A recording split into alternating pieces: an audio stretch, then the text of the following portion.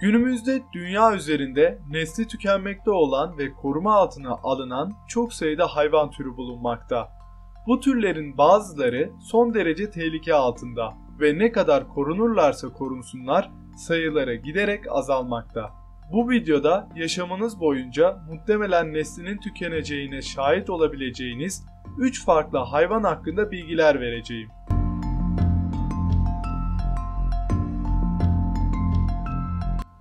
Kıvrık boynuzları ve uzun tüyleriyle kendine has bir görünümü olan Burma boynuzlu keçi, muhtemelen daha önce karşılaşmadığınız hayvanlardandır. Günümüzde nüfusunun 2500'den az olduğu düşünülen bu canlılar, nesli tükenme tehlikesiyle karşı karşıya olan türlerdendir. Burma boynuzlu keçi yaban keçidir. Kuzeydoğu Afganistan, Kuzey ve Orta Pakistan, Hindistan'ın Cemmu ve Keşmir eyaletinin bazı kesimleri, Türkmenistan, Tacikistan ve Özbekistan'ın güneyindeki bölgeler olmak üzere geniş bir alanda yaşar. Burma boynuzlu keçi, burgu boynuzlu keçi veya yılan yiyen keçi adlarıyla da bilinmektedir. Bu yabani keçiler dünyadaki en büyük keçi türlerindendir. Ortalama uzunlukları 1,6 metre, ağırlıkları 41 kilogramdır. Otobur hayvanlardandır. Görünüşleri normal keçilerden çok farklıdır. Hatta koçlara biraz benzer bir görünüşe sahiptir.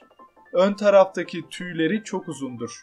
Bu tüyler hayvanın baş ve göğüs kısmını kapatmakta ve adeta kalın bir kürk görünümü vermektedir. Burma boynuzlu keçilerin arka tarafındaki tüyler çok kısadır. Boynuzları normal bir keçinin boynuzundan çok daha büyük ve uzundur. Ayrıca bu boynuzların kıvrık olması hayvana farklı bir görünüm kazandırmıştır. Dağlık arazilere uygun yapısıyla sarp kayalık ortamlarda rahatça ilerleyebilir.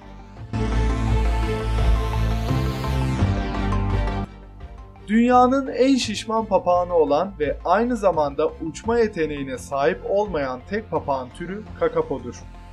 Sevimli ve şişman papağan kakapo ne yazık ki nesli tükenmekte olan hayvanlardandır ve soyu ciddi tehlike altındadır. Kakapo papağanını dünya üzerinde görebileceğiniz tek yer Yeni Zelanda'dır. Bu papağan dünyanın bir ucunda bulunan Yeni Zelanda'ya özgü hayvanlardandır. Günümüzde 100 ile 150 arasında kakapo papağanı yaşadığı düşünülmektedir. Kısacası nüfusu binleri bile bulamayan bu sevimli papağan neredeyse yok olmak üzere. Kakapo papağanının vücudu sarı ve yeşil tüylerle kaplıdır. Gagası büyük ve gri renklidir. Vücuduna göre kanat ve kuyruğu küçük ve kısadır. Kanatları ufak ve vücuduna göre güçsüz olduğu için uçamamaktadır. Uçmak için kullanamadığı kanatlarını dengesini sağlamak için kullanır. Az enerji harcar ve bu yüzden vücudunda sürekli yağ birikir. Yağlar papağanın kilo almasına ve şişmanlaşmasına neden olur. Kakapo ortalama 58 ile 64 cm boylarında, 2 ile 4 kilogram ağırlığında olur. En uzun yaşayan papağan türlerinden biridir ve ortalama 95 yıl yaşar. Avrupalılar Avustralya kıtasını keşfettikten sonra yanlarında kedi, fare gibi canlıları kıtaya getirmiştir. Avrupalılar gelmeden önce bu tip yırtıcı hayvanlar Yeni Zelanda'da yaşamadığı için kakapo papağanları rahat bir hayat sürüyordu. Kedi gibi yırtıcı hayvanların gelmesiyle bölgenin doğal dengesi değişti ve kakapoların nüfusu giderek azaldı. Kakapo papağanının neslinin tehlike altında olduğu uzun yıllar fark edilemedi. 1900'lerin sonlarında neslinin tükenme tehlikesiyle karşı karşıya olduğu anlaşıldığında koruma altına alındı. Ama buna rağmen kakapoların sayılarındaki azalış önlenemedi. Günümüzde yaşayan son kakapo papağanları bölgedeki izole adalarda yaşamaktadır ve koruma altındadır.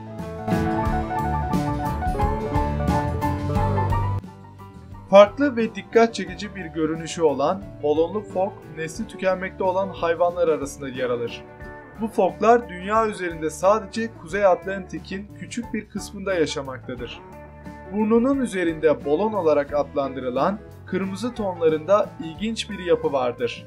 İsmini bu balondan almıştır. Burnundaki balon suda bulunduğu zaman şişip inmektedir. Erkekler bu balonu dişileri etkilemek ve rakiplerine gözdağı vermek amacıyla kullanabilir. Ayrıca tehlike anında erkekler yine bu balonu şişirir. Balon dolup boşalırken hayvandan ses çıkar. Balonlu fok sahip olduğu balonu şişirdikten sonra 22 dakika kadar nefesini tutabilir ve bu sayede suda derin dalışlar yapabilir. Balonlu fok ortalama 3 metre boyunda ve 400 kilogram ağırlığında olan büyük bir hayvandır. Deri renkleri kül grisi, siyah lekelidir. Yavruların sırtı mavi, gri, yeşil olur. Yavruların mavimsi kürkü insanlar tarafından çok beğenildiği için bu hayvanlar aşırı derecede avlanmıştır. Nesli tükenme tehlikesinde olan balonlu fokların nüfusu tam olarak bilinmemektedir.